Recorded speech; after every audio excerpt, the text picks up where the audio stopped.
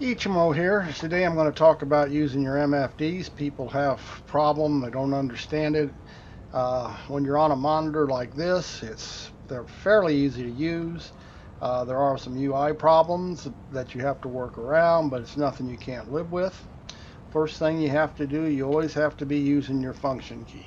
You have to get to your MFD, hold down your function key. You have WASD. If you have four MFDs, you can pick either one. In this case, I'm going to use the D key, which brings me to the one on the right, the upper right.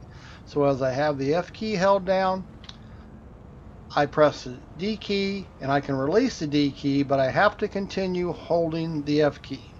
Okay, now I have that particular MFD, I have it highlighted.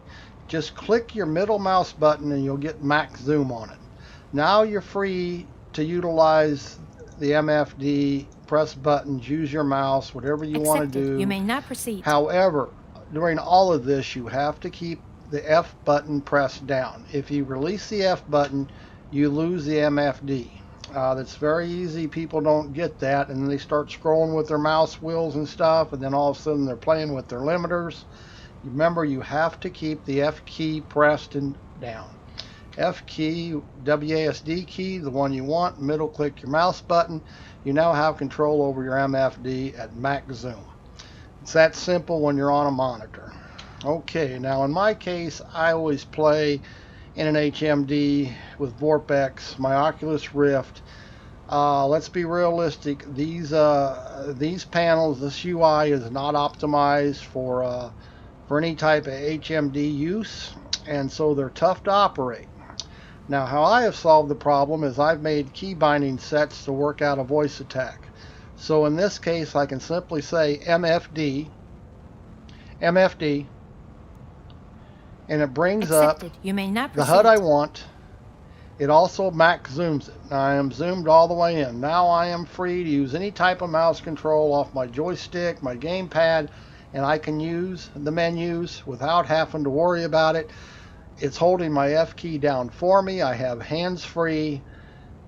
This is the way I have found it works if you're running HMD. It's easy to use. And then to close it, all I say is close, close, Understood. and there you have it. So if you use they're easy to use if you understand them. The UI is not perfect, of course. It's going to get changed, but just remember there are ways around it and to make it work to your liking. Like if you're like me and you're an HMD, you have to do something. You can't see your keyboard, and trying to bind to your F, WASD keys, keeping keys held down is really a problem when I can just make a voice attack profile for it and I can call it up. It does all that for me. I don't have to worry about it. All I have to do is open and close it, and now I can bind my mouse button on a hat or whatever with an Alt key, and I have full control over my MFDs inside Star Citizen. And I hope this helps you guys out, and and it helps the people who don't know how to use the MFDs, how to utilize them even when you're on your monitor. You can actually use key binding macros through your Thrustmaster scripts and stuff like that.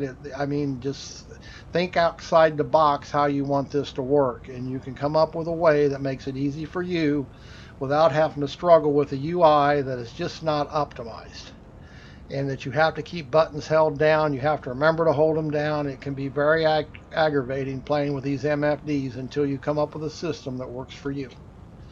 And thanks for watching. That's all. We don't want to be too long here.